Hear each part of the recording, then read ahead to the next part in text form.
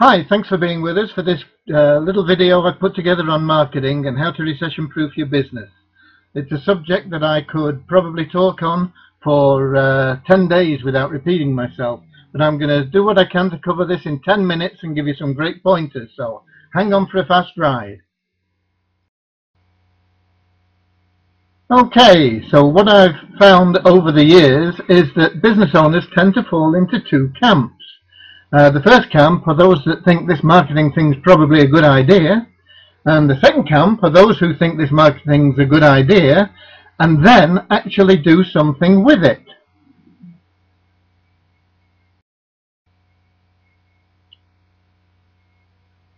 So, if I had only one goal for you, it would be to help you make your business immune to the ups and downs of the economy. The alternative is to have you and your family's financial future in the hands of the government. And personally, that idea horrifies me, whoever's in power. What you need to do is to get immunized. Take action now so that you control your world and not outside influences controlling your world.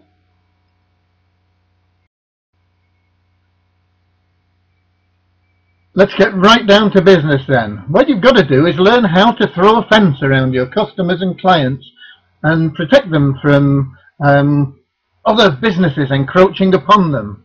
That's all very well and good, but how are you going to do that? Well, first of all, you need to be communicating with them regularly and often, giving them interesting information and not just asking them to buy stuff from you. When I talk about communicating in this modern day and world, we can actually talk to customers very easily through lots of means, through social media like Twitter and Facebook. We can send them emails, and to communicate with your customers once or twice a week isn't too much if you are providing them with useful, informative stuff and not just throwing advertising at them constantly. It's no longer useful or good to be in touch with your customers once or twice a year. That's not staying in touch. You've got to be there all the time for them. The next thing I want to talk about with you is pricing. Pricing is so important, but it's not just the price, it's about value. What you have to understand is that in this economy, most business owners cut their prices, but the answer is to increase the value of what you're offering. Just think, if you cut your prices, what sort of a message is that sending? It's telling people either that you were overcharging before, or that your services perhaps aren't really worth as much as they thought they were. What you've got to do is increase value, and the two best ways I know of that of doing that are first of all by offering amazing guarantees and taking the risk away from the client. You're supplying the service, so you should take the risk on. So do that by offering amazing guarantees, 100% money back guarantee of satisfaction, and increase the levels of your service. It's so important today. You need to be thinking in terms of amazing your customers and really astonishing them with the quality and service that you provide, providing them with absolute customer bliss and not just customer satisfaction. The third thing you need to do is really understand that you are in the business of marketing and making sales. It's not about being a mechanic or providing a laundry service or being an accountant. Your actual business is marketing your business. No sales, no business. And contrary to what most people believe, marketing is not just about the selling. It's about allowing other people to see the value that you offer and how it is so going to be so good for them. It's about becoming accepted by them and in a position where they allow you to make recommendations to them. Yeah, sales is important, but it's the marketing that gets them to the point where the sales can actually be made. And if your marketing is right, then you become great at demonstrating the value that you offer, and your business will be bulletproof and recession proof. Now, this fourth point is something that normally when I go into a business, what I do is I tell them to stop advertising. More often than not, small businesses are spending money advertising in ways that is not producing for them. They're in business to make a profit. And if they're advertising, the advertising should be making a profit. And if it's not making a profit, they shouldn't be doing it. Most businesses don't even know whether it's making a profit or not. They're spending money here, there and everywhere, a little bit here, a little bit there, and they're just getting no results from it. So you can now, in this economy, cut the cost of your advertising in half and make more money from it. It's a great opportunity at this time, in this day and age, to test marketing, because when it does work, it can be incredibly profitable. And with advertising costs coming down, because a lot of businesses are cutting back, there's always space available here, there and everywhere. So get on to your local advertising people and say, you know, I'm not interested in doing anything necessarily, but if you've got any special offers coming up, let me know about them. And you might find that you're getting a quarter page that they normally sell for £300 and they'll offer it to you for £80. And don't forget, they're offering it to you for £80. You can probably even knock them down on that and get it for 50 quid. So you can get what most people would normally be paying £300 for as little as £50. It's a great opportunity to test what is going on in the market and see how it works for you. And it's something that your competitors are probably not doing. They're cutting back, and because it's cheaper, you can see what works. And when you've found out what works, then the great thing is that you'll be in a wonderful position once the economy starts to pick up, and it will pick up, to actually take this forward and get more benefit. This fifth point is something that is really, really important. You've got to become the expert in your industry.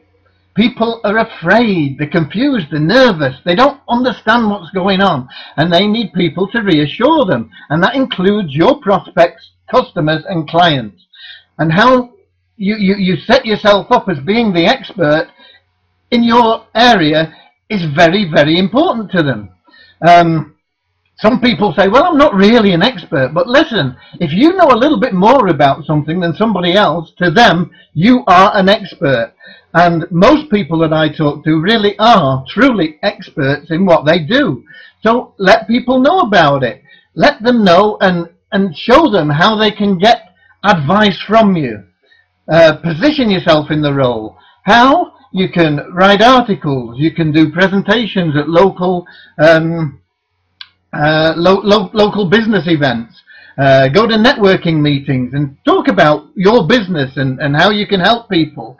Blogging is great. You've all heard about blogs today. You might not know them, you might not have tried them, but they're a great way of getting your message out there and becoming respected and known as the go-to guy or the go-to gal in your industry. And once you become this and you become a leader in your business area, then people will flock to you and you won't lose clients regardless of the economy. Now, having looked at these 5 points, what I want to say is don't get hung up in the committee syndrome. And this is where you get all hung up and start discussing things, sometimes even with yourself, and never really get into any action.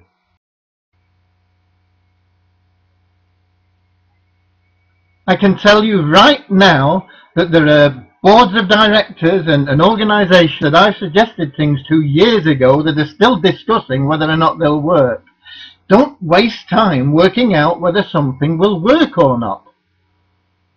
What you have to do is be great at marketing, and that's not about trying to predict the future or how well something will work. It's about testing and measuring new methods, finding out what works best and doing more of it. Wealthy business owners know it's about finding out what does not work, so that you can move on to the next successful approach. And that's what it's all about. You've got to just get in there and start doing things. Don't get all caught up in analysis paralysis. Believe me, no matter how many great ideas you've got swirling around inside your head, they're not worth a penny, not a red cent, whatever you want to say. They're absolutely worthless until you actually take action upon them. So never replace action with analysis. So here's a way that you can really kickstart what you're doing and start making a difference in your business. First of all, write down your top 5 marketing ideas. Get them down on paper. Different things that you think have the best chance of working for you. If you can't think of 5 things, just have a little brainstorming session with your customers, with your wife, your husband, with anybody in your family, with the public. Ask people in the street what they think about things.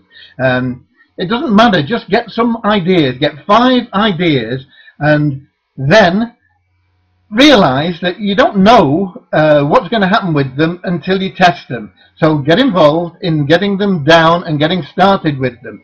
Remember that in marketing there's no such thing as a failure. There's only finding out what works and what doesn't. We all have a choice in this world. We can choose what we want to do, and we can choose how fast we want to do it. Now you can choose whether you want to make more money next week or next year, or never, or whether you become a growth business in this time of the economy, or you become a business that's threatened and may even go out of business. The choice is yours. So get started right now. Take action, and don't do things one at a time. It can be boring. You know, if there's 3 new things that you want to do to try and get more customers, do them all at the same time. It'll triple your effectiveness because you'll get results faster. We've often been conditioned to do things one at a time. Life's too short for that. Take action now. Take massive action and do it all at the same time. And this will make you so much more effective than the competition. And you'll get into this thing. You'll find it exciting, breathtaking. And so will your customers. They'll see this activity and this movement, and they'll flock to you. Believe me. Don't get hung up in tiny details. There's an 80-20 rule. It says lots of things. You know, it says that 20% of the people will give you 80% of the sales, and 20% of your staff will do 80% of the work, and all this sort of thing. But if you think it's going to take you 20 hours at the keyboard to write the perfect copy for your website, the truth is you're probably going to get it more or less right in the first 4 hours. So why waste the remaining 16 hours? For such a tiny return? You can get things working, get them working right away, as fast as you can. You can always do the little tweaks and things afterwards. You know, you can start measuring and say, well, maybe if I did this, then it would help things. But just get the thing started. Go in and with the intention of, okay, I'm going to get this thing moving and get it as right as you can, as fast as you can, and then move on and keep the thing rolling. There's no premium in spending that the other 80% of your time on something that's going to produce just 20% of the results. So get started now, and don't look for perfection. Perfection just doesn't happen if you're waiting for the right time or the perfect opportunity. You're never going to get anything done. The time is now. Get to it and start working straight away. Finally, customer appreciation. Do your customers know how much you appreciate their business? Let them know. Send them thank you cards in the mail. I mean, how many people get a thank you card from somebody they've dealt with in the mail? It gets them really talking. You know, they say, you know, well, I took my car in for a service the other day, and I got a thank you card in the mail from them. And they say, oh, yeah, who was that? And it starts the word going round, you know. People say that word of mouth is the best advertising, and it is. Believe me, it is. But there are lots of ways of doing it, and lots of ways that you can make it work better for you. And one of them is letting your customers really know and understand that you appreciate your business, especially new customers, but also existing customers. Thank them and be enthusiastic in your thanking of them for their